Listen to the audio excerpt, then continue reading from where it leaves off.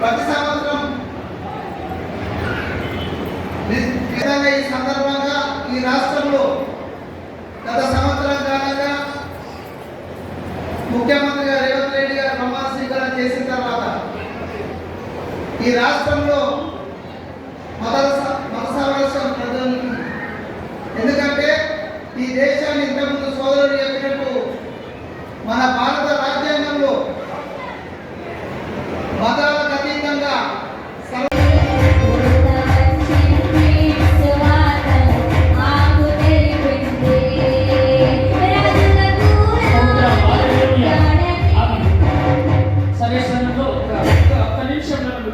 దయచేసి కూర్చోండి. ఈ సమయంలో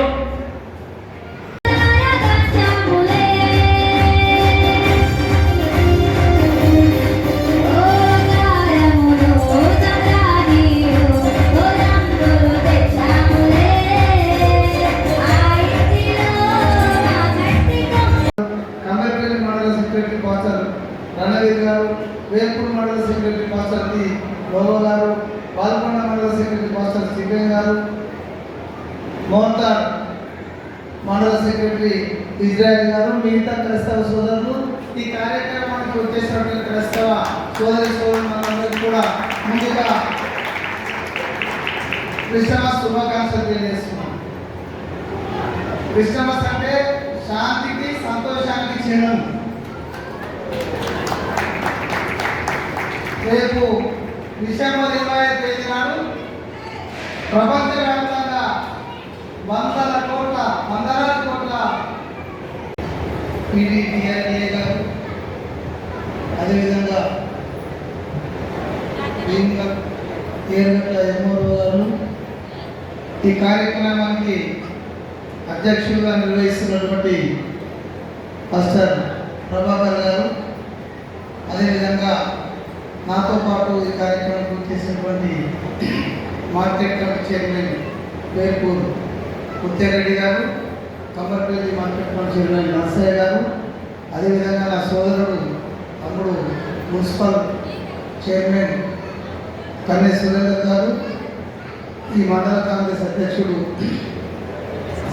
స్వామి, టౌన్ కాంగ్రెస్ అధ్యక్షుడు నర్సయ్య, ప్రసాద్, ముత్యారెడ్డి, నర్సారెడ్డి, అదేవిధంగా రమేష్, గోపాల్, అన్వేష్, వీడీసీ అధ్యక్షుడు అశోక్, ఇంకా మిగతా మా సోదరులందరూ ఉన్న వారందరూ చెప్తూ ముఖ్యంగా ఈ కార్యక్రమం ముఖ్యంగా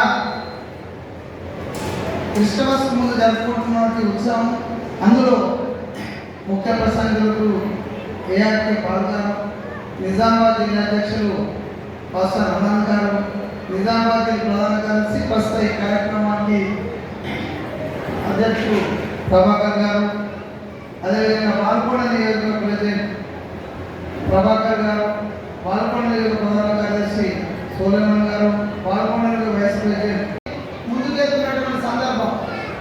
కానీ దాన్ని కొంతమంది తూర్పు కొడాలని చూసినా ఆ ఏసై ఆలోచన కావచ్చు, ఆ భగవంతుడి దీవెన కావచ్చు, అలా అనుగ్రహం కావచ్చు, ఎవరైనా దీన్ని విడదీయాలనే విషయాన్ని ఈ సందర్భంగా నేను ఇక్కడ ఎందుకు చెప్తున్నట్టే, చాలా సందర్భాలలో మతాలను విడగొట్టాలని ప్రయత్నం చాలా మంది చేసిన ఈ దేశం 75 సంవత్సరాల పైన కలిసికట్టుగా ఉందనే విషయం తెలియజేస్తూ, ముఖ్యంగా రేపు జరిగే 25వ జరిగే క్రిస్టమస్ వేడుకలను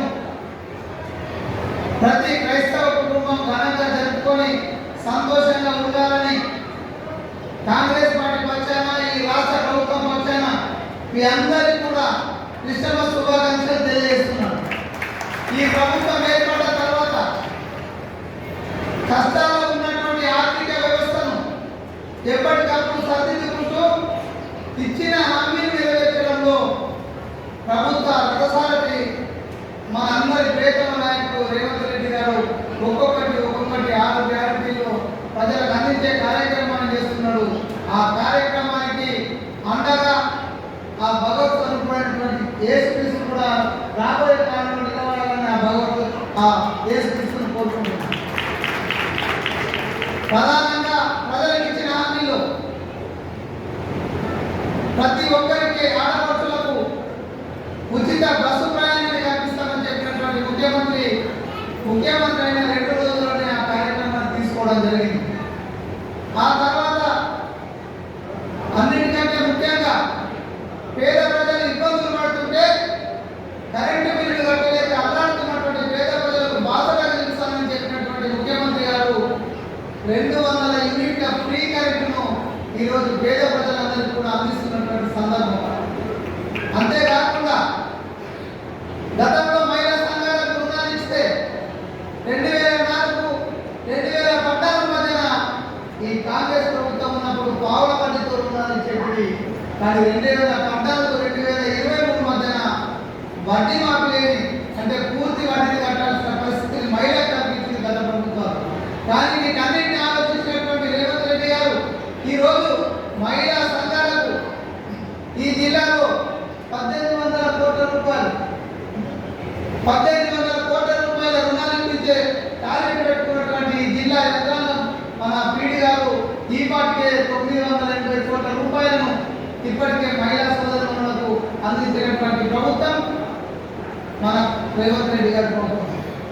ఎందుకంటే వాటన్నిటి కూడా మిత్తి ఇంట్రెస్ట్ను పూర్తిగా ప్రభుత్వమే చెల్లిస్తుంది. గత ప్రభుత్వం చెల్లించలేదన్న విషయాన్ని మీరు గుర్తుంచుకోవాల్సిన తెలియజేస్తున్నారు. ఎందుకంటే